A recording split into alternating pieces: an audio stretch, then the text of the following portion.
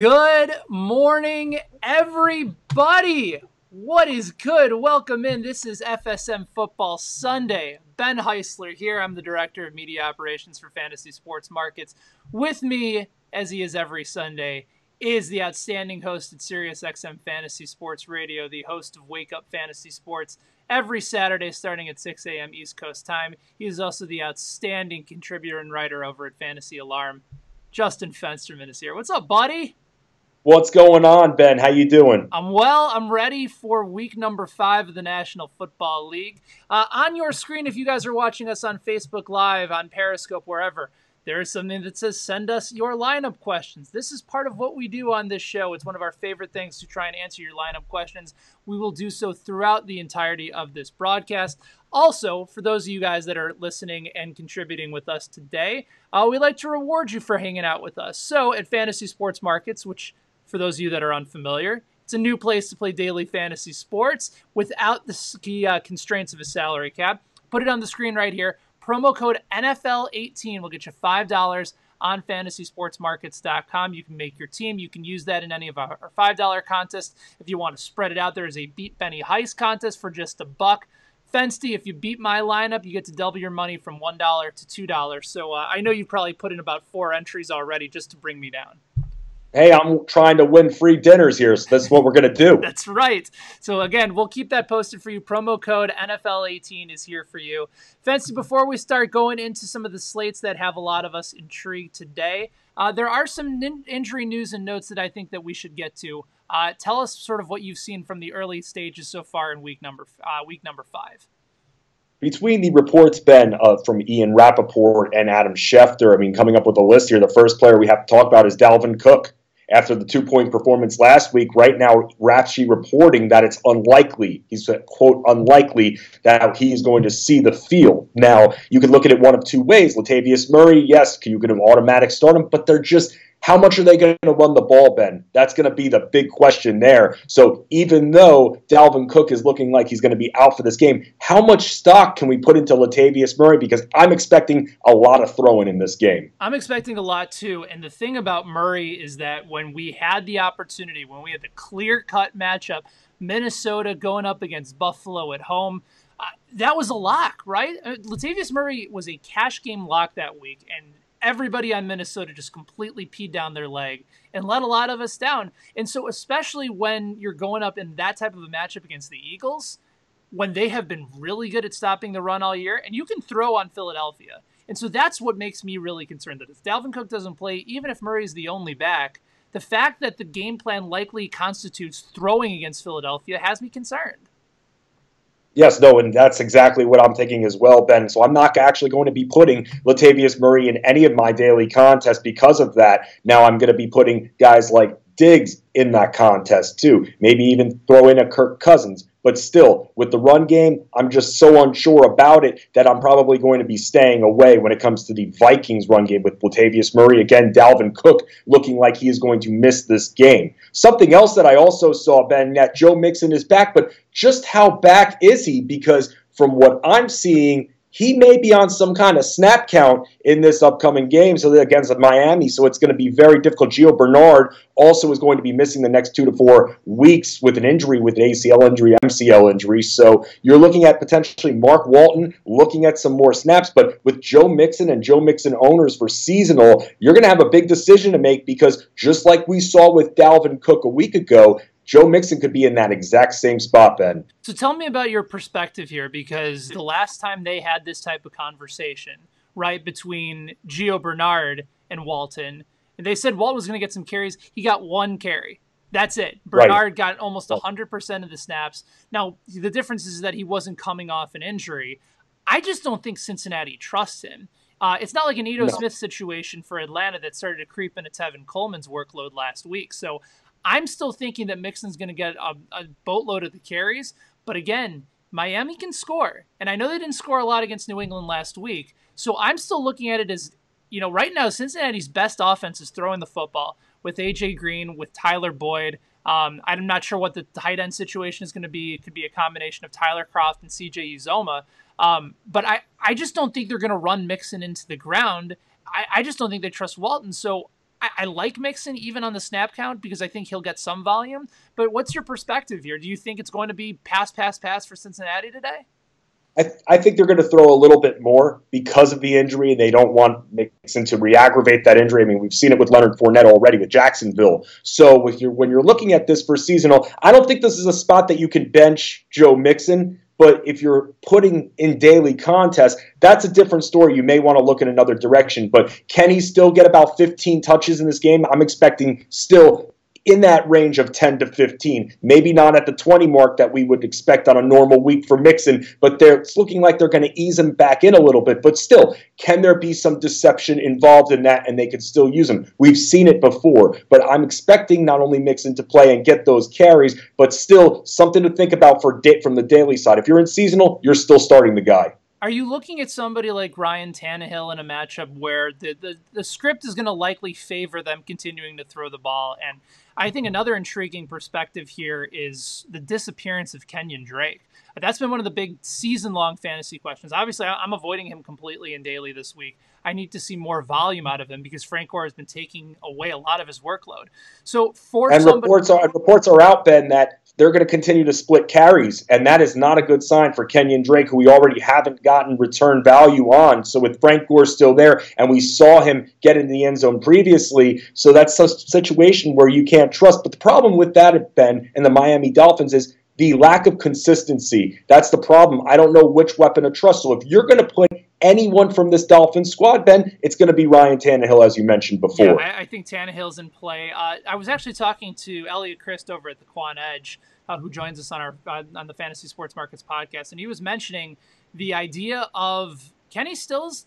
Despite the fact that maybe the numbers don't look great, Miami moves quickly on offense, and he's still a part of their big plays. And if you're going to pair Tannehill, that's still probably the guy to pair him with, particularly for tournaments. But there's just right now just not a lot of trust. But going back to Drake for a second, is he a buy low candidate for you at this point, even with the splitting of the carries? I mean, right now there might be fantasy owners that are dropping Kenyon Drake, and he was outstanding in the second half of last season.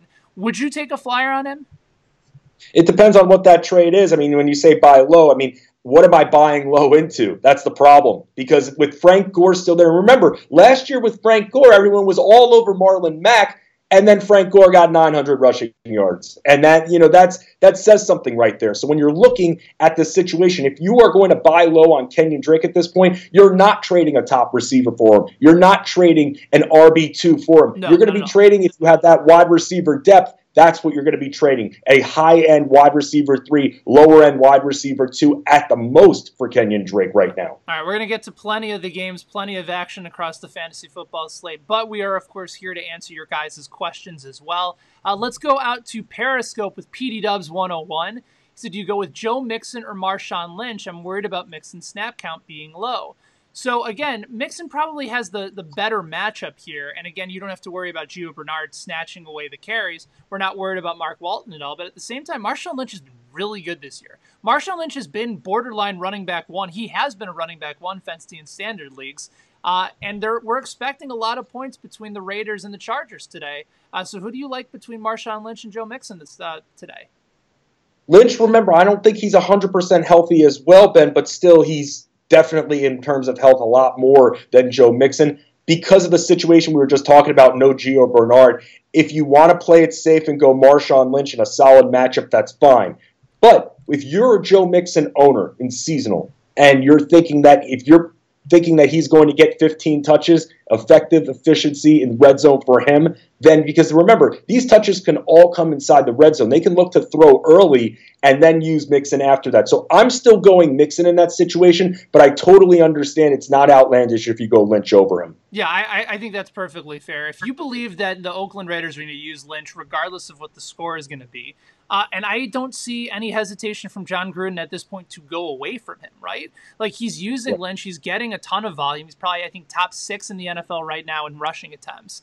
As a fantasy owner, that should give you a little bit of ease, even though the Chargers up front are pretty strong, but they still don't have Joey Bosa, and they're not going to get him until week number 8 anyway, right? So I'm more likely to side on the Marshawn Lynch side, even with Mixon likely getting the boatload of the carries, especially if you're worried about the snap count. So I think this week, Marshawn Lynch is probably the way to go. A Facebook question coming in from my guy Jeremy over in St. Louis. Good to hear from you, Jeremy. So she wants to know whether he should start Ryan Tannehill or Russell Wilson this week.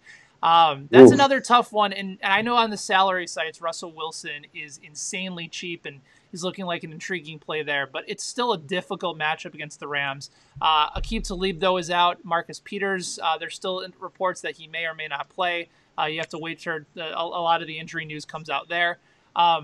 But in that matchup, even though it's at home for Wilson, I'm not sure where to go with this. So I'm curious to get your perspective. I'm going to go with Ryan Tannehill on this one because, again, if you're going to invest in anyone in this Dolphins offense at this point, I mean, they have been able to score. I know we didn't see it last week. You're going to go Ryan Tannehill. And I think that's a safer option. With Russell Wilson, it's going to be a lot tougher. I know Talib is out, but it's still going to be a lot tougher for him to throw and keep up with it. So, I mean, they could be using the run a little bit more this week. That's what I'm anticipating. So I'm actually going to be going with Ryan Tannehill. It's very close there, but I'm siding Tannehill. Yeah, again, and I think if you're looking for a higher upside play, then Russell Wilson is for sure the guy because he can rush the ball. He's able to make plays and improvise. He has Doug Baldwin back. So I think the safer play is probably Tannehill. On the flip side, though, if you're looking for a little bit more upside from the quarterback spot, for the 6-point touchdowns, for the rushing yards, I think Russell Wilson is the way to go. Willie Too Big on the YouTube stream wants to know, it's a Baltimore Ravens running back toss-up. Who does he play against Cleveland today, Buck Allen or Alex Collins?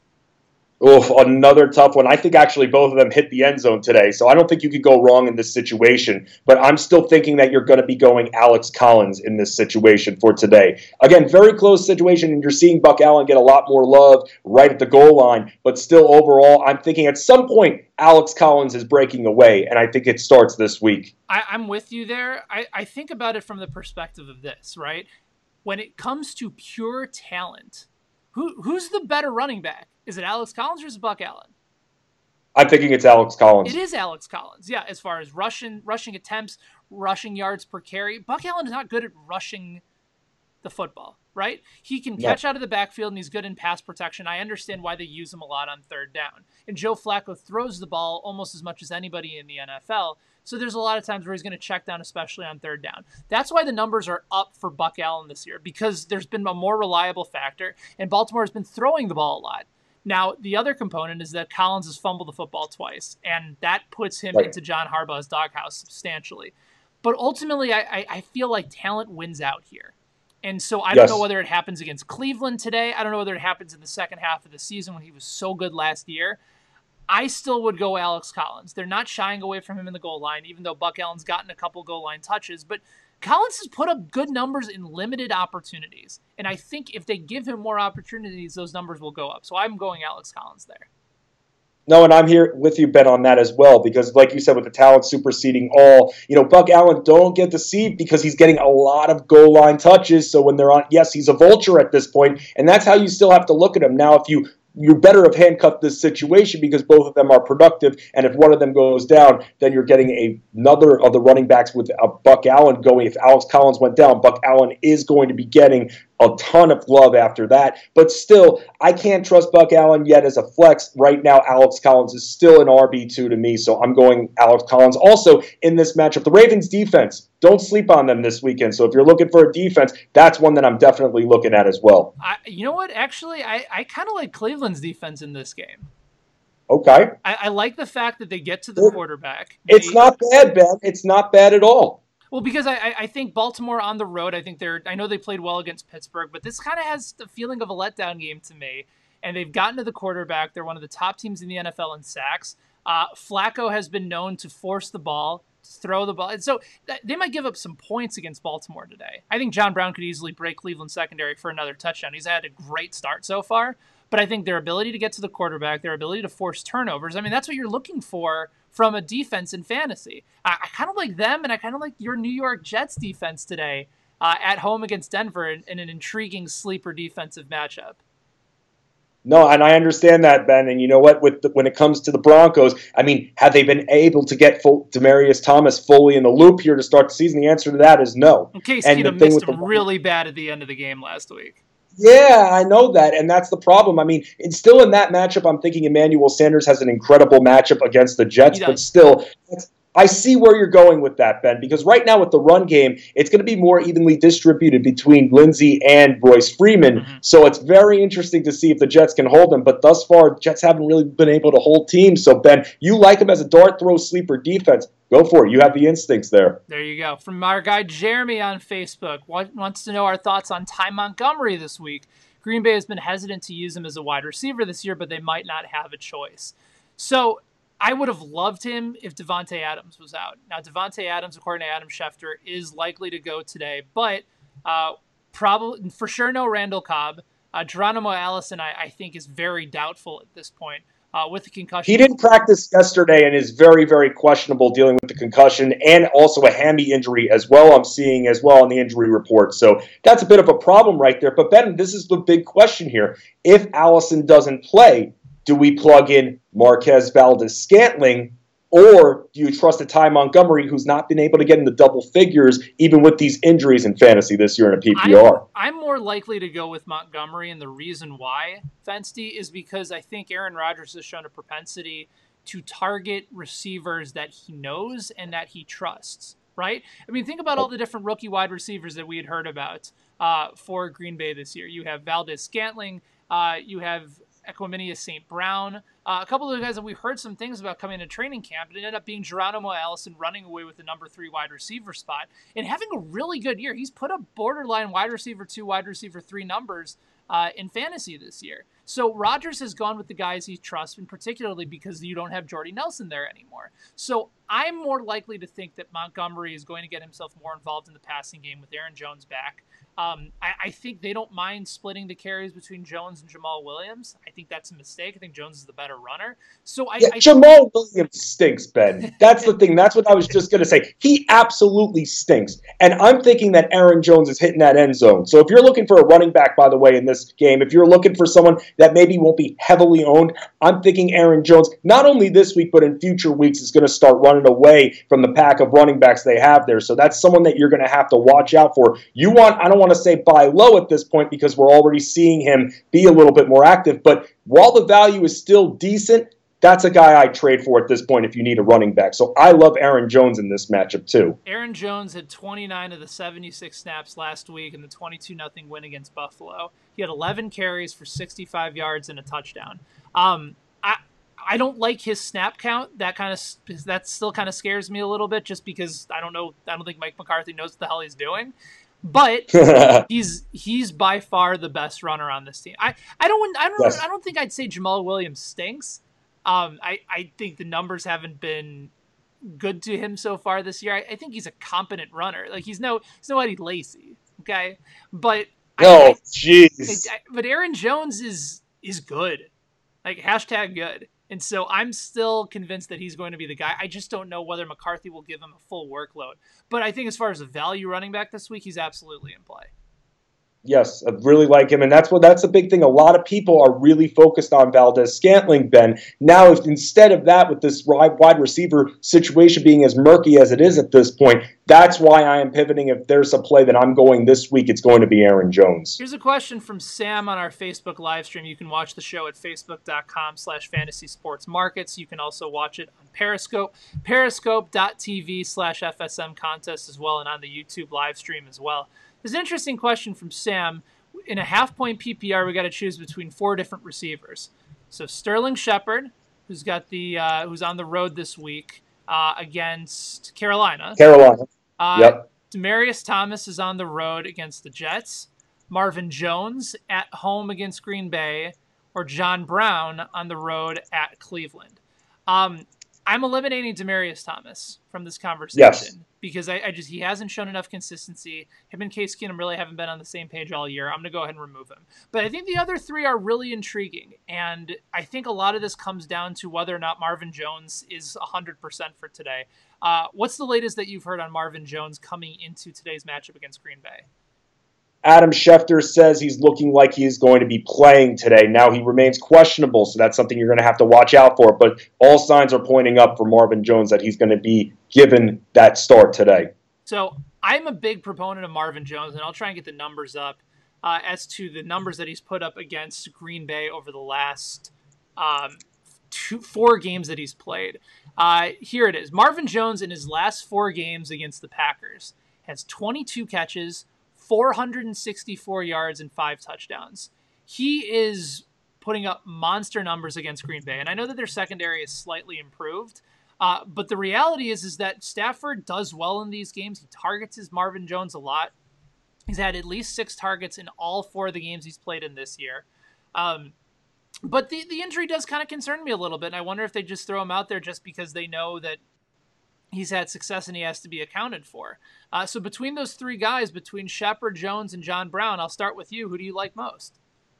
I mean, I like Shepard the most. However, the Lions, with the amount that they throw, it's hard to turn away from any of the Lions receiving options as well, because all of them have just so high numbers when it comes to targets. Now, if you're concerned about the Marvin Jones injury, then I would pivot to Shepard. Now, I've been a John Brown guy since the start of the season, so I also do like John Brown. He's been getting a ton of targets. Expect another 8 or 9 today. So even as I'm talking to you and thinking this through a little bit more, with the Giants receiving weapons as well, having a lot, Baltimore doesn't have as many. I mean, you have Crabtree and John Brown. That's really it when it comes to who they're going to on a consistent basis. So if you're concerned about the Marvin Jones injury and you're concerned about Odell Beckham Jr. getting just too many targets, also Saquon Barkley as well, I think John Brown could be the safety spot here.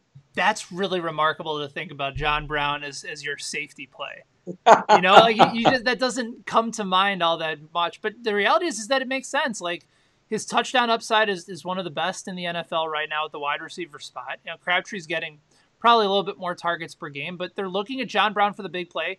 Joe Flacco feels comfortable throwing him in the end zone. I still mention that I like Cleveland for their ability to take the ball away and to get pressure on the quarterback. So I'm with you there. I think John Brown might be a little bit more of the safer play. I wouldn't have said that before the Marvin Jones injury news came out. I'm still going to go Marvin Jones. I just sort of that's kind of a conviction play for me this week. I like that past history against Green Bay. There hasn't been that many changes to their secondary. And I think Stafford's willing to take advantage of that matchup. So I'm going to go Marvin Jones. It sounds like you're going to go John Brown here. Yes. Okay. Another question from Jeremy says, seems to be a top-heavy week for running backs with the matchups and potential usage. Can David Johnson finally get it going and put up elite numbers as a pivot and to save on salary? Well, again, Jeremy, you can play David Johnson without having to worry about the salary at fantasysportsmarkets.com. Again, the promo code NFL18 to get $5 with no deposit required. So let's talk about David Johnson, not necessarily from a salary savings, but just whether or not you feel like he's an elite level play. As far as running specs go this week, I think you're looking at 3 guys in particular, maybe 4, that are elite plays this week. Because I don't know if I consider David Johnson in the mix. Todd Gurley, every week in that conversation, right? On the road against Seattle. Melvin Gordon is an elite play this week against Oakland at home. Christian McCaffrey, 7-point favorite for the Carolina Panthers at home against the Giants. Another elite level play, especially in PPR. And then James Conner for me. James Conner has a fantastic matchup against the Atlanta Falcons, a team that has been awful at stopping running backs, particularly pass-catching running backs this year. They did better against Bernard, but he still had 2 rushing touchdowns against them. They funneled their defense to the middle of the field, and they have so many injuries that I think it's done for Atlanta. Like I just, even how good their offense is, I don't think they can come back from this. Is David Johnson in that elite level category this week? I think that this is going to be the week that David Johnson surpasses 20 fantasy points this week. This is it. This is the matchup. And we've been waiting, and David Johnson owners have been patient. People have been trading him too low, in my opinion. But still, with David Johnson, I mean, look at the amount that San Fran is giving up to running backs when it comes to the passing game. Look at Arizona as well and see what they don't have. I mean, Larry Fitzgerald, it's looking like he's going to play today, but we really haven't seen too much from him. Christian Kirk, yeah, he's on the upper end when it comes to learning the system, but still, Ben, I'm thinking that this is going to be the big week for David Johnson. I'm thinking that he's getting in that end zone and he is surpassing 20 fantasy points. In half-point PPR, this has been David Johnson's results over the first 4 weeks of the season. 15.2 in a loss against Washington, 5.6 in a shutout loss to the Rams, 14.1 in that loss to the Bears, and 16.7. He hasn't been a bum. Okay, but Right. the results are not David Johnson-esque. They're not the results that we have been anticipating. If you drafted him, likely probably number 3 overall in your season-long fantasy drafts. Right. I look at it in an intriguing matchup. I think you can run on San Francisco, but what have you seen other than the increased volume at running the ball to suggest that he's going to start catching more passes out of the backfield, that they're going to start using him as a wide receiver option if they're going to give Chase Edmonds opportunities in the backfield? I don't get why Arizona's coaching staff and Mike McCoy and Steve Wilkes have decided that this is somebody that is not worth using in the maximized role that you can get out of him. It doesn't make sense to me. So even in an intriguing matchup against San Francisco, what has you convinced that they're finally going to start to do that? Because I don't have that same type of conviction here. I don't. And I'm not as confident in the running portion of his game. I'm more confident in the passing portion, and I'm doing a little bit of math on the spot here, but I'm seeing close to 10 receptions that they're giving up to running back San Fran. And that's what I like to see with David Johnson. It'd be the same thing if Melvin Gordon was in this matchup too. Juicy matchup, probably make him, if not the number two back but we know that of the the week. Chargers throw to Gordon, and we haven't seen that from Arizona this year. And that's my big concern, that they just haven't used him in the passing game, despite knowing, or at least they should be fully aware, that that's what makes David Johnson great. Right.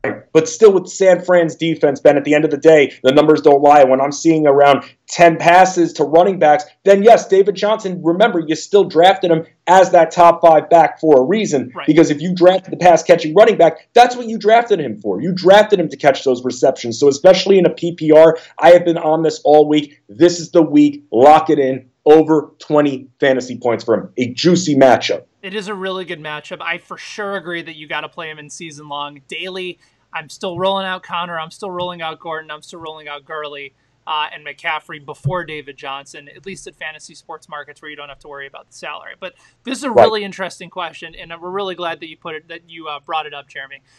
From, I think this is Giuseppe on Facebook. Who do I start between Dede Westbrook and Taywan Taylor in a half-point PPR? So before we answer that question, Fensty, if I go over to Kevin Roth, who's the meteorologist over at Roto Grinders, and I'm in the Kansas City area. There were a few thunderstorms just about 15, 20 minutes ago.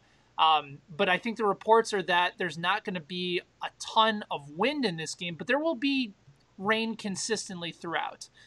We mentioned the podcast with Elliot Chris. He said rain doesn't concern him, wind does.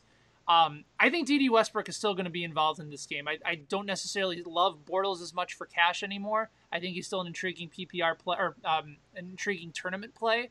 But give me your perspective on the Jacksonville offense in this game with the rain against Kansas City. Are you still on them, or are you off of them?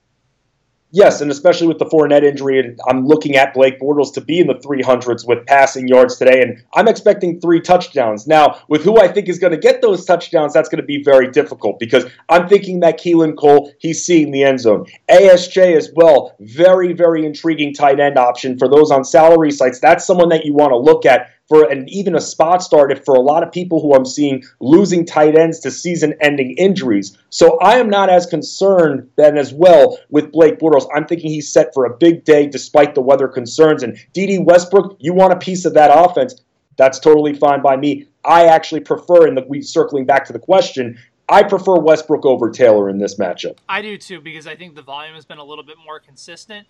I think Westbrook is safer. I do think Taywan Taylor has the ability to sort of have like a Tyreek Hill type of game. I think the speed is electric. Tennessee going on the road today against Buffalo, I think he has an opportunity to break one free. He's not going to be shadowed by Tre'Davious White. That's likely going to go to Corey Davis. So I think if you want sort of a dart throw upside play, Taywan Taylor is your guy, but I much prefer Westbrook as well. He also has a question about what defense should he start between Cincinnati and the New York Jets. Oof. So, Ben, this is a good question for you here because you want to take a dart throw on the Jets defense. I do. But I like them with today.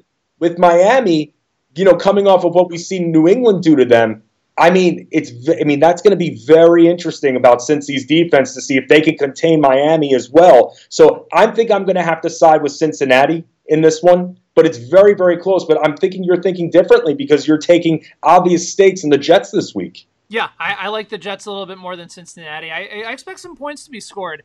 in Miami and Cincinnati. And that's not to say that there can't be a couple touchdown opportunities from somebody like Manny Sanders, and Royce Freeman has had success around the goal line this year.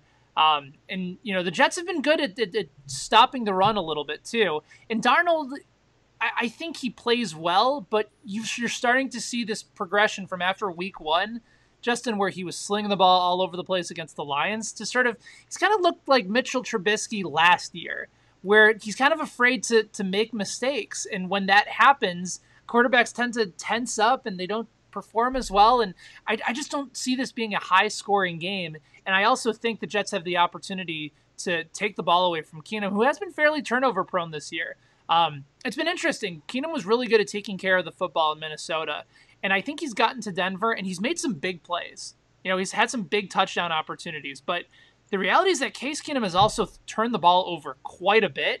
Like, he's almost taking more risks down the field, as if Denver basically said, it's okay. Like, if you have an interception or two, it's not the end of the world. So I think the Jets can capitalize on it. And I also think they have the ability to get to the quarterback. Denver going to the East Coast has never particularly fared out well for them, also coming off a short week. So I'm going to go with the Jets defense here.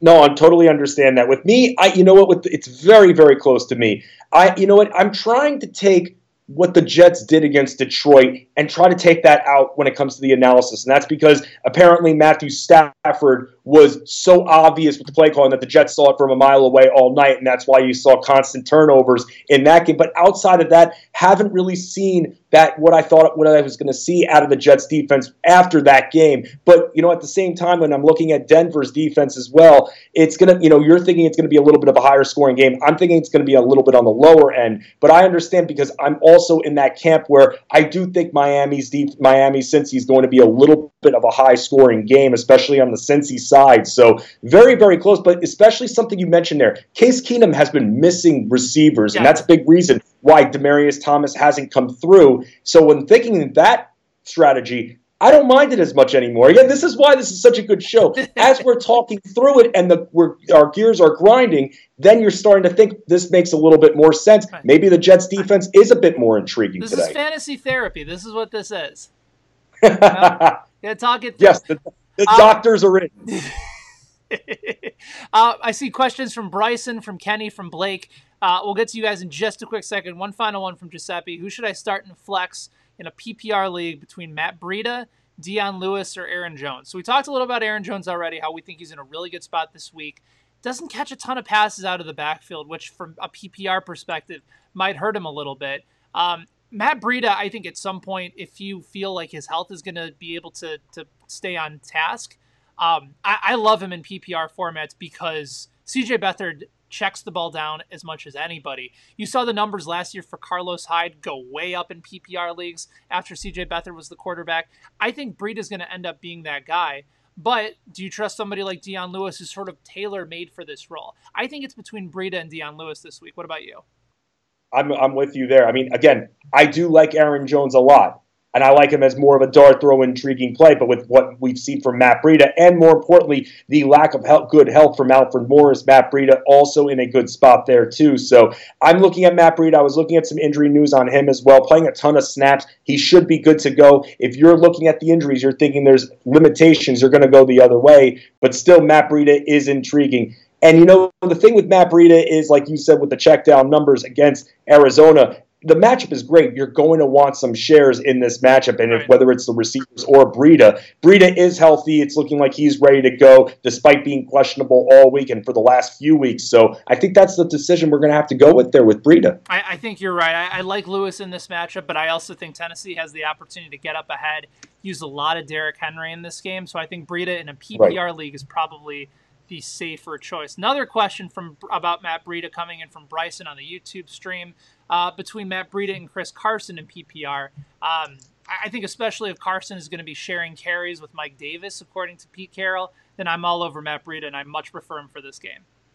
Yes, I'm going that direction as well. If Breida's playing, I am going Breida, and especially with, again, it all comes down to look at the rest of the depth. Alfred Morris hasn't been 100% all season long. And because of that, with Breida still expected to play, getting a ton of snaps. If the snaps weren't as high as I've seen for Matt Breida, even with his lack of health, then I wouldn't be as confident, but that's what we're going to do here. By the way, for those of you guys that are sending in questions on YouTube, one thing you can do that would be super helpful for us, and of course, if you enjoy the show, is to click that subscribe button. That way you get alerts when this show goes live. We have both the NFL Sunday show with myself and Justin, as well as FSM College Football Live every Friday at 1 p.m. East Coast time, 12 p.m. high noon Central time with myself and boss man Blake Follis, getting you guys ready for top 25 college football DFS right here on Fantasy Sports Markets. YouTube question from Kenny, half point PPR.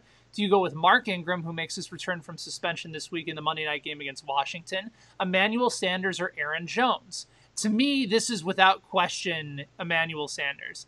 If it was standard, maybe I consider Ingram with his opportunity to get in the red zone.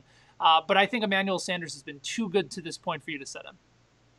Yes, no, and that's why it's a great matchup. Again, I know we're looking at the Jets defense, but still with Emmanuel Sanders matchup, I mean, he has been great, especially in the slot all season long, and he is going to burn the Jets today. If there's anyone, maybe not Demaryius Thomas, maybe not the runners, but Emmanuel Sanders will get his in a safety play. With Mark Ingram, it's going to be interesting, Ben, because we're still going to see him produce. And if Alvin Kamara was still on that injury report, I'd be much more confident, no matter what the format is, in starting Mark Ingram. Right. But Alvin Kamara is ready to go. He was removed from that injury report. So because of that, and because of how much we're going to see Breeze throw in that game versus the Skins, it's still, we got to go the other way on that one. And we got to go with Emmanuel Sanders. Yeah, I think Emmanuel Sanders is by far the best play out of those. Kenny, thank you for the question. Blake is weighing in. Do you go with Kenny Galladay or I was about to say Stephen Ridley, Calvin Ridley this week, wide receiver toss-up? So here's where I think the battle comes in, right? Ridley has got recency bias written all over him. The results have been incredible. 6 touchdowns in 3 games for Ridley. Clearly, he's been the top option in the red zone for Matt Ryan, who's starting to put up fantasy MVP-type numbers this year. But Kenny Galladay has another really good matchup, and he's gotten more consistent volume. These are games that I want to have exposure to in my daily lineups for sure this week. I'm going Galladay because I like the volume a little bit more. I think Ridley's numbers at some point are going to have to regress to the mean. And I think Julio at some point is going to have one of those eruption games because he's on pace for 2,000 yards, Fancy. And I know he might have 2,000 yards without a touchdown. I actually heard a really funny prop bet this week. I think it was from the Daily Fantasy Edge podcast. Who scores a touchdown first, Julio Jones or Le'Veon Bell? Wow. I think Julio's going to get more involved soon enough. But it's a good question. I mean, we thought about this last year as well with Julio. So because of that, it's not a bad prop bet at this point. But as far as Galladay or Ridley goes, I'm more likely to side with Galladay this week, even though Ridley has the highest over-under total on the slate. Matt Ryan's going to be throwing the ball a bunch, but Devontae Freeman is back. I'm going with Galladay, even though Ridley has a more intriguing matchup. What say you? Well, let me ask you this, Ben.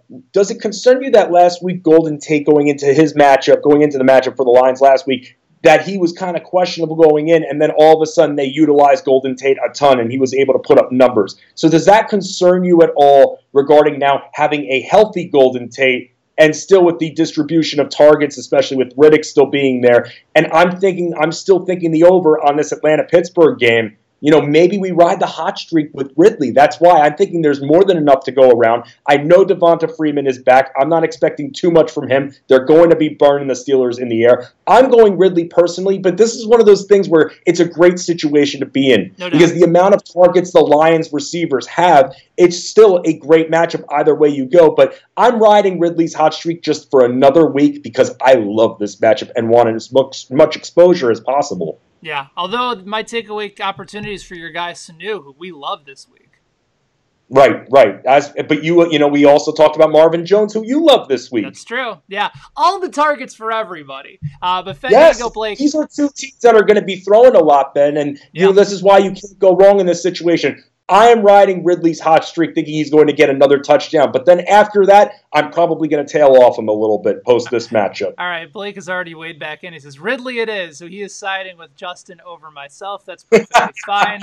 I will make fun of you when I see you at lunch next week, Blake, and we can discuss it over. Another one from Jeremy coming in. Can you see Minnesota versus Philly mimicking Minnesota versus the Rams? If so, does Cousin have the highest ceiling of any quarterback this week? That's actually a really intriguing question because we talked earlier in the show, Fensty, about how you can throw on Philadelphia. The difference is that Carson Wentz is really good. But the Philadelphia offense is not the Rams offense. And so I Right. don't necessarily look at it from that perspective. I think there's going to be points. I think Cousins could have a really good game. He's probably maybe a back-end quarterback one for me this week. I think if they were at home, it might be a little bit different. But sort of what do you think as far as Kirk Cousins' ceiling this week? Where do you compare him as far as some of the better plays on the slate? Like, is he better than Ben or Cam or Matt Ryan or Drew Brees or Deshaun Watson this week? Because I would say no. Right. I mean, if out of all the quarterbacks that you just rattled off there, I'd say maybe Cam, but the other quarterbacks have such great matchups. So this is not the week. This is good matchup week. This is excellent. You're seeing it in Vegas. You're seeing a bunch of over 50s when it comes to, I mean, you got to look at Atlanta, Pittsburgh. It was at 58 at one point. 58. Yeah. And I'm still thinking it's going over. Now it's tracked down a little bit to 57.5, but this is great matchup week. And that's why, in this situation, I do think because of look at who Kirk Cousins has. 1A, 1 and 1A, essentially, with Thielen and Diggs. No doubt. So you always put him in play there. And yes, I've gone with Rudolph a decent amount in good matchups against better defenses against who are poor against tight ends. But still, over those other quarterbacks that you just mentioned, maybe Cam, maybe Watson, but that's about it, not against the other high-end quarterbacks. I see questions from Nick, from Amanda, and then from Seth. So we'll get to all of you guys as well. Let's go back to Seth's question here. Again, you can send your questions in on the Facebook live stream, facebook.com/fantasy sports markets. You can watch us on YouTube Live and on Periscope, periscope.tv/FSM contest. And remember, at Fantasy Sports Markets, there's the promo code that we're giving you guys today, NFL18, $5 off with no deposit required. You can use them in our $5 contest, so it's basically a free entry. With over $200,000, with over $180,000 up for grabs just for our NFL contests. If you include college on a week-by-week basis, over $300,000 is up for grabs at FantasySportsMarkets.com. It is non-salary cap fantasy sports. Basically, you go in. If you want to stack the entire Falcons team, you can do that with us. If you want to do the Steelers, you don't have to worry about price point. You can do that at FantasySportsMarkets.com. It's really the easiest way that you can build a daily fantasy team right from the ground up. You can do it in about a minute, honestly, if you know the players that you like. And then you have a chance to win some big money along the way. So again, promo code NFL18 at FantasySportsMarkets.com. All right, Fancy, let's go back to taking some of your guys' questions. From Seth on our Facebook live stream, it's a standard league. He needs a wide receiver and a flex between John Brown, Corey Davis, Royce Freeman, and Kenny Stills. So, again, there's a lot of guys that we really like. We've talked about all of them. Are we eliminating Royce Freeman just because he's splitting those carries with Phillip Lindsay at this point and the fact that Denver's on the road? Yes, we are. Okay. He's out. So one got to go then between John Brown, Corey Davis, and Kenny Stills. I would say the more difficult matchup right now is Corey Davis because he's going to be shadowed by Tre'Davious White. But I also think he's the higher upside wide receiver as far as talent between all of these guys.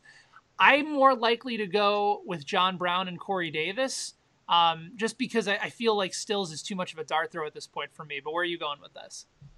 I mean, Davis is the established number one option still on this team, and you were just talking about Taywan Taylor as well. So I'm thinking that let's go with John Brown, lock him into your lineups right now, and then let's go with Corey Davis there to be a little bit on the safe side. Because, again, you don't know how much Jakeem Grant is going to be involved with Miami. It could be a lot. It could be a little. It's too hard. If this was a quarterback toss-up, it'd be easier because, again, like we've been saying, Ryan Tannehill's the safest option on this team at this point. So let's go the other way. Let's be a little bit safe and risky, too, with John Brown. So let's go with Brown and Davis there, Ben. I think we're on the same page. Okay. A couple toss-ups from Nick on our YouTube stream. And, again, there's still questions coming in. We will get to you. Amanda, I know you threw in a question. We'll get to you coming up next.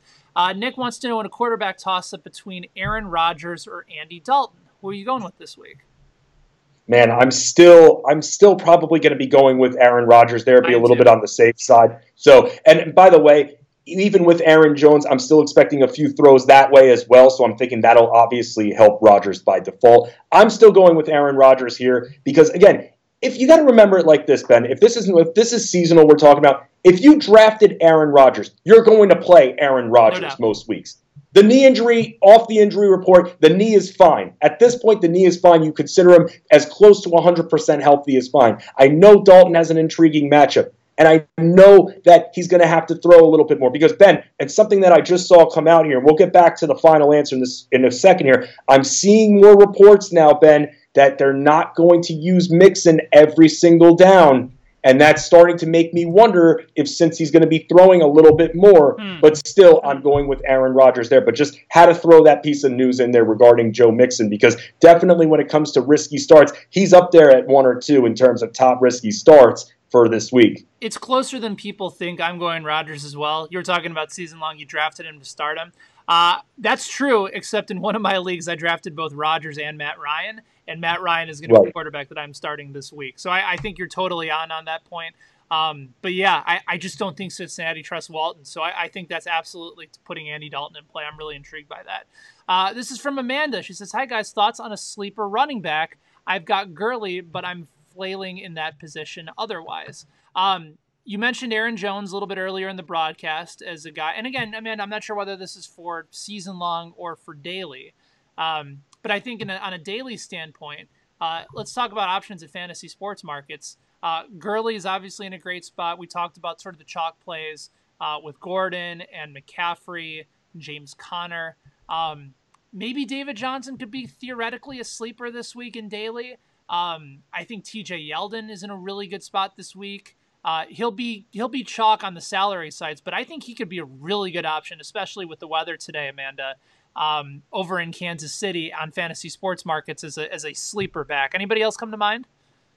I mean, I was actually just looking at TJ Yeldon when you said that. One other option that comes to mind here that's just a little bit on the intriguing side. We mentioned Aaron Jones. I know you mentioned that, Ben, but also someone that I am looking at today. I am looking at Kerryon Johnson. Because I'm thinking when you're talking about breaking away from the pack, I think we're going to be seeing more with Kerryon Johnson. So. Even though the Lions are tended to throw a little bit more, they're going to have to utilize their ground game somehow. So we're talking super sleeper. Kerryon Johnson is one that definitely comes to mind for me. And then if the site that you're playing on allows for the Monday night game, I think Chris Thompson's in an awesome spot this Agreed. Week. Totally agree with that. So those are a couple different options, Amanda. Hopefully that helps you out. Good luck. Thanks for weighing in.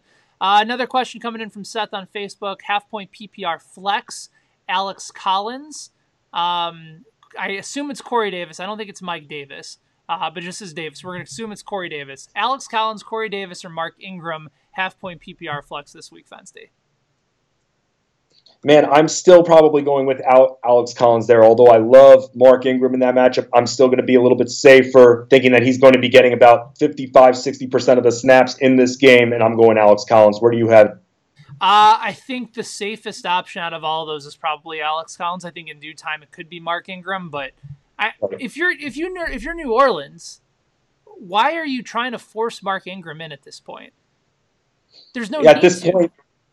Right. But you know what? You're in just saying this as well. You're looking at the receiving core for New Orleans, and Ted Ginn is not going to play in this game. Right. So they're already down Ted Ginn. So now Traquan Smith, they could be giving him a little bit more love this week. That's, by the way, super sleeper right there. That's someone that I'm looking at if you're looking to get any exposure in the Monday night game and you have a little bit on salary sites of money to left over. That could be an intriguing play there. But going back to it, you're right. With Alvin Kamara off the injury report, why force that many touches to Mark Ingram? They could use the run help, don't get me wrong. Mm-hmm. But can we really expect 20 to 25 touches from the guy? Not this week. No, I think so. I think Collins is probably a little bit on the safer side. He's actually had a fairly high floor every week, and you can run on Cleveland. But I think the upside play is probably Corey Davis in this matchup. Right. Interesting. I mean, Ben, you seem to be on the Tennessee wide receivers a little bit here, and I like that. I'd be fading them a whole heck of a lot, but who am I? Right, because they're not exciting. I mean, I put Tajay Sharp in a lineup, and he scored. And I got to give credit to Howard Bender from Fantasy Alarm because he was on him for these same reasons. I mean, the receivers are not that flashy, and if you're looking for dart throws, there's a team right there with a healthier Mariota that we can look at. A couple more questions coming in on the YouTube stream. I guess he was responding to something else. All right, so right now we're open for questions. We've gone through them. We've gone. Oh, I'm sorry. One more from Jeremy. Can Jordy Nelson's fountain of youth elixir have a positive effect again this week? Jordy Nelson, I'm going to try and get his numbers up, but it's been remarkable what he has been able to do, Fensty, in week 3 and week 4 compared to the absolute nothingness that he put up. He's a lot of his ratings are decent for today, but they're not good. But man, he was on the field against Cleveland for 80 of the 92 snaps. He's had 8 targets in back-to-back weeks, 5 catches, 48 yards, has touchdowns his last 2 games. Is it conceivable that he can get a touchdown against the Chargers? Absolutely, but I mean, are there better options available? Yeah, I think so. So what are your thoughts on Jordy Nelson heading into today? A lot of targets. Those are my thoughts on him. A lot of targets for him. I know how productive Jared Cook has been, but this team is going to be throwing a lot, and I'm telling you, Marshawn Lynch is not 100%. I've been reading the reports on him, and it seems like, why is he still in the injury report every single week at one time? So it's still, with the amount that they're going to be throwing, Jordy Nelson, I love this matchup against the Chargers. You want some exposure to do a little bit of different things. You want to be different, not go after Amari Cooper or Jared Cook, flashy options at this point. I could see Jordy Nelson having a ton of targets thrown his way today. One from Periscope coming in from MCDKC. Kenyon Drake or Latavius Murray today? Not a situation I want to be in. But I think at this point, because of the lack of confidence in both of them, maybe by default you go Latavius Murray because, and that's it. Remember, we have to make sure that Dalvin Cook is not playing, Correct. Unlikely to play. But still, with Kenyon Drake, with Frank Gore there, he just scares me a little bit more, Ben. And the Dolphins are going to be throwing a little bit more. For me personally, I'm going to Murray. I'm going with Murray too, even though I'm still a believer in Kenyon Drake's talent. I just need to see it be used. You know, it's sort of like the David Johnson effect. Like, at least Arizona's getting to the point where they're rushing him 20 to 25 times per game, but they haven't used him in the passing game yet. From a Kenyon Drake perspective, like, he could put up good numbers, but they're not using him at all. No. And I can't figure out. I don't think Adam Gase is a dummy, but I know that he's a better runner than Frank Gore at this point in his career. So at some point, once I start to see it from Drake, I'll feel a lot better. But it just hasn't gotten there at this point. So so if we're for the volume play there, we're looking at Murray. Yes, I think so, because especially if we expect Dalvin Cook either A, not to be at 100%, or B, to not play, I think Murray is probably the way to go here. Even in it's a tough matchup against Philadelphia. Philadelphia's really good at stopping the run. Okay. No, you're right about that, Ben. And that's something that with Kenyon Drake, again, it's Frank Gore. It's weird. Frank Gore still scares me. It's just he does right now. And you're saying like he has more talent than Gore, but does he? Why would they get Frank Gore then? It just doesn't make sense. To me, I don't think the Dolphins coaches have as much confidence in Kenyon Drake. You're seeing Jakeem Grant. They're not going to him. I know. It's mind-bogglingly frustrating. So MCDKC, go ahead and roll the dice with Murray. But again, make sure you check out as to whether or not Dalvin Cook's going to be playing in this game or at 100%. Still got about 5 minutes left for your guys' questions as we're wrapping up the Week 5 edition of FSM Football Sunday with myself, Ben Heisler, and co-host Justin Fensterman from SiriusXM Fantasy Sports Radio and Fantasy Alarm. Also another good opportunity. I got a question. Yes. At Fantasy Sports has a question for you, Mr. Heisler. Yes. Being that if we're looking at this Monday night game, because here's something we haven't talked about yet. The Redskins receivers. I mean, right now the line at 52.5. We have to have something in this matchup. And we talked about Chris Thompson before, but maybe Jamison Crowder is someone that we should lock in. I love Jamison Crowder. I've been waiting for Crowder to get himself going. I know he got a touchdown in his last game. Well, here's something that maybe you can help me figure out. If Crowder is like the quintessential receiver for Alex Smith, how come his target share has just been so low throughout the first 4 weeks of the season? He's in the 3 games he's played, I think he's averaged about maybe 4.5 targets a game. That's not going to get it done. No, and because right now we're seeing a healthy Jordan Reed. And this is what we've been fearing for the last few years, that, hey, if Jordan Reed can actually stay healthy and can walk 5 steps without tearing something, then yes, he's going to be the top option. That's what we've seen thus far, high-end tight end that he is. And I think that's been one of the big things. And also, I think part of it was with the Adrian Peterson situation going into the year. I didn't think that the Redskins thought they would be in this position that they would be in, because Adrian Peterson has shown that he can still run over people. and with Chris Thompson there to help out with the receiving end of things, then yes, it's limited Crowder a little bit. But for today, I mean, everyone has tried to make Josh Doctson a thing. The guy hasn't been healthy. But in this matchup, 2.5. Are you one of those guys? No, I've never been on the Josh Doctson train at all. No. What train? The train doesn't move. It's a train that literally stays at the station. Imagine that. Imagine you pay $12 for a train ticket and then it just stays at the station. That's what Josh Doctson is at this point. So if you're looking for intrigue in this matchup, 52.5, I want a piece of it, and I want a low value piece of it. Jamison Crowder is a player I just can't ignore this week. Here's a question coming in from Peyton. That train line is so good. I might have to steal that. Our buddy Peyton is weighing in on Facebook Live. Do you guys like Jamison Crowder more than Calvin Ridley or Demaryius Thomas? I certainly don't. I'd be more likely to go with Calvin Ridley here. But what say you? I know you like Crowder. I don't think you like him that much. No.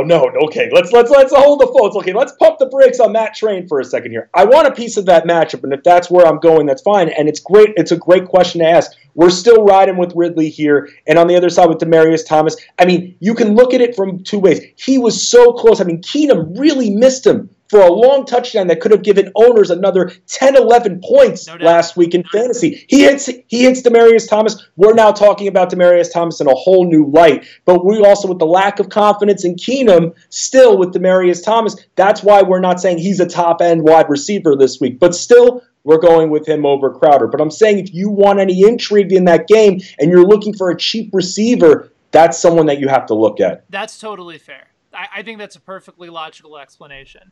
But yeah, we're not taking him over Calvin Ridley at this point. I have my doubts about Ridley, and I have my concerns about the lack of volume. I think he's maximizing his opportunities. At some point, he's going to regress. But for now, absolutely ride the train with. You know what? I compare the Ridley situation, Ben, to Patrick Mahomes right now. I mean, at some point, the domino's going to fall, and he's going to have some poor games. It's going to happen. He's going to face matchups where teams will stop him. And being on the pace that he is at, same with Ridley, there are other options too in Atlanta, and Ridley will have games where he's not scoring touchdown after touchdown, but right now, still riding both of those trains. And Denver did it for about 3 quarters, too, against Mahomes on Monday night. Still sort of an alert on the weather today. I still think if it's just rain and there's not a lot of wind, that Mahomes can still be fine. I think Tyreek Hill can beat anybody in coverage. That includes Jalen Ramsey. Although the nice thing about Tyreek Hill, and that I saw this stat, I wish I could reference. I think it was, oh my goodness, it's somebody who works over for the advanced stats for NFL.com. Graham Barfield. Graham Barfield, I think, tweeted this out. So that Tyreek Hill has lined up 36% of the time in the slot, 31% of the time on the left side, and whatever the difference is in math on the right side of the field. So they're moving him around. And I think that's substantial because they're using Tyreek Hill in the best matchups possible for him. He's getting wide receiver 1 type volume. And I know that Jalen Ramsey was throwing some shade his way that, he made the Pro Bowl twice as a kick return and punt return specialist. And that matchup is going to be awesome when they do go up against each other. But the reality is that as long as there's not a ton of wind, Tyreek Hill can beat anybody deep. And I think he has an opportunity to catch a deep ball even in the rain today. I will also say this, Ben, going back to the injuries for a second, Sammy Watkins expected to play in that matchup against the Jags. I know he's been having the hamstring issues, and that doesn't stop me from thinking Tyreek Hill, and neither should you, Ben, having a big game, but there's just something in there that Sammy Watkins looking like he will be ready to go for this game. One final question from Zach, and then we'll go rapid fire through a couple of our favorite plays for fantasy sports markets today. Matt Breida or Chris Thompson from Zach. That's a really good toss-up this week. And a very, very tough one. So I'll start with you for all the pressure. Yes, because, again, I want a piece of this offense, and the Vegas total being as high as it is right now, I'm going Chris Thompson. I like Matt Breida. Even not at 100%. I do like the matchup. We were talking about this all hour here, but Chris Thompson's still in an excellent spot against the Saints defense that's just been giving up a ton of points this year. So because of that, I want a piece of that receiving core for the Redskins, and Chris Thompson is that guy. All right, let's go rapid fire through a couple of our favorite plays at each position for fantasy sports markets today. At the quarterback spot, give me a couple guys, regardless of salary, because you don't have to worry about it on FSM. Who are a couple quarterbacks that you absolutely love for today? I mean, again, Matt Ryan. Until proven otherwise, I'm looking at Matt Ryan, and I'm thinking that it's going to be the over in that Atlanta-Pittsburgh game. So I'm thinking if 60 points going to be scored? Can both of these teams score 30 points? Yes. So both Big Ben and Matt Ryan are in play. I do like Kirk Cousins a lot in this matchup too, but someone else that we've talked about, haven't talked too much about him, Deshaun Watson as well. Really glad you brought him up. Yeah, with Lamar Miller being a true game-time decision, and right now it's a, quote, pessimistic, that's what they're saying right now when it comes to him playing, they're going to be throwing a little bit more, and with Will Fuller looking like he's going to be in, which takes the value away from QT, even if he ends up playing, DeAndre Hopkins is fine, so with Deshaun Watson, a good matchup today. I'm thinking that he is going to smoke Dallas's secondary. I'm with you there, too. A couple guys that maybe you didn't mention include Cam Newton. I think he's in a great spot, especially if you believe he's going to be throwing to Christian McCaffrey, who's one of my favorite running back plays, which we'll get to in just a second. If you're playing on the Monday night slate as well, I think Drew Brees has an opportunity to really throw out a bunch, bounce back from his Week 4 disappointment at home against Washington. And Matthew Stafford, I think, is in a smash spot today against Green Bay. They're going to have to throw the ball a ton. I know you like Kerryon Johnson, but I'm going with Matthew Stafford for sure in a couple lineups today. Running back, I mentioned sort of my core guys for today with Gurley, Gordon, McCaffrey, and James Conner. If you're playing the Monday night slate, Alvin Kamara certainly in play. And then David Johnson, I think, is the week that you say he finally goes beyond 20 fantasy points. Anybody else that we haven't included in the mix today? I mean, I think Ezekiel Elliott is always in play at this point because what have we really seen in terms of consistency from the Cowboys receivers? Absolutely nothing. And because of that, Zeke is always in play in an excellent match against Houston. So I love Zeke today. And I think Kareem Hunt could actually have an intriguing matchup today for Kansas City as well. You've started to see him get more involved in both the passing game and the rushing game. And TJ Yeldon is certainly another great spot for him today.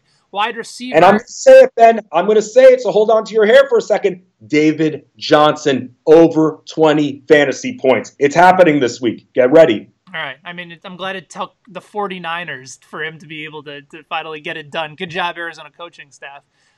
Really quickly, let's sneak in one more question from Samuel. Do I start Joe Mixon or Devontae Adams in the flex in a full-point PPR? I'm going Adams, especially if he's playing. Yep, if both of them are 100% healthy, I'd go Mixon. But right now with Adams, he's the healthier guy. You got to go Devontae Adams there. Wide receiver, obviously, I know Michael Thomas had a struggle last week. He's always back in play against Washington if you're playing the Monday night slate. The real question here, and I think there's a lot of wide receivers that are intrigued by, but I want to get your thoughts as we wrap the show up. Antonio Brown and Julio Jones, I think a lot of people right now are frustrated, even though they're putting up very good numbers. People are mad that Julio can't get in the end zone, and people are worried that Juju Smith-Schuster has been putting up almost as good numbers, if not better numbers, than Antonio Brown this year. So are you going back to Brown and Jones if you're playing on fantasy sports markets this week, or you might maybe looking towards Ridley or Juju Smith-Schuster instead? I'm still going with Antonio Brown here, thinking he's going to have a huge game. And also, when it comes to with Julio Jones, I mean, again, I'm thinking the over in this matchup, so I'm going to take the top receivers in both of them, especially with no salary implications. Today's the day to do that. I also love DeAndre Hopkins today, especially if we have concerns about Will Fuller. The reports are that he's likely going to play, but if he's not 100%, I know the numbers have been so good with Watson and Fuller together, but I think this is one of those games where DeAndre Hopkins might have about 17 targets. Yep, Stephon Diggs also up there for me as well. We talked about being high on Minnesota's receivers. I mean, also in a good matchup today, so against Philly. So I like Stephon Diggs a lot as well, Ben. And then one other guy that I think could have no ownership on fantasy sports markets today that could go off, Keenan Allen. Right. I would have one lineup on fantasy sports markets with a Phillip Rivers, Keenan Allen stack, maybe run it back with Jared Cook on the other side. And then that's something that you can have a game with some really good players without a lot of ownership. Finally, at tight end, Travis Kelce. I know that Jacksonville has done a really good job at stopping the tight end, but I think Mahomes at some point today might have to throw a little bit shorter. Kelce is certainly in play. Ertz is in play against Minnesota. Jared Cook, once again. Jordan Reed in the Monday night game. And then Jimmy Graham, I think, is in a really good spot this week, especially with the injuries to the Green Bay receivers. Who do you like that we haven't mentioned so far? I mean, you mentioned, we got to talk about Rudolph. We want a piece of those Vikings, receiving weapons there. So you got to look at Kyle Rudolph once again with that. And also someone that, that we haven't really discussed thus far, Vance McDonald. I mean, again, when you're thinking the over, and like I am in this matchup, that I'm thinking that's going to be a 60-point outing for both of them combined, Vance McDonald is somebody else that I am looking at too. This is the type of matchup where you want to be all in. Fancy, where can people read your work? Where can they listen to your work? Oh, all over the place, Ben. All over the internet and on the radio. So SiriusXM Fantasy Sports Radio, Ben. You mentioned the show every single Saturday. Wake Up Fantasy Sports, where I host 6 to 8 a.m. Eastern, and on SiriusXM on demand at Fensty Sports on Twitter, especially for those in fantasy hoops. This is the time, man. I'm your hoops guy, and right. Also on fantasyalarm.com. So those are some of the places you could find me at. He's a great follow as well at Fensty Sports on Twitter. I'll put that promo code up one more time. NFL18 for $5 at fantasysportsmarkets.com. So get in on the action. Contests have been filling up, especially for NFL. So make sure you head over to fantasysportsmarkets.com. Use that promo code, get in, and enter some of the lineups. There's the Beat Benny Heist contest where you can double your entry if you beat my lineup this week. There's over $180,000 up for grabs at Fantasy Sports Markets. Subscribe to our podcast, and if you do, please rate and review us, the Fantasy Sports Markets podcast, and be sure to join us back here next Sunday, 10 a.m. East Coast time, 9 a.m. Central time. For Fensty, this is Ben. Thank you guys for watching, for being a part of the show. We will talk to you guys soon.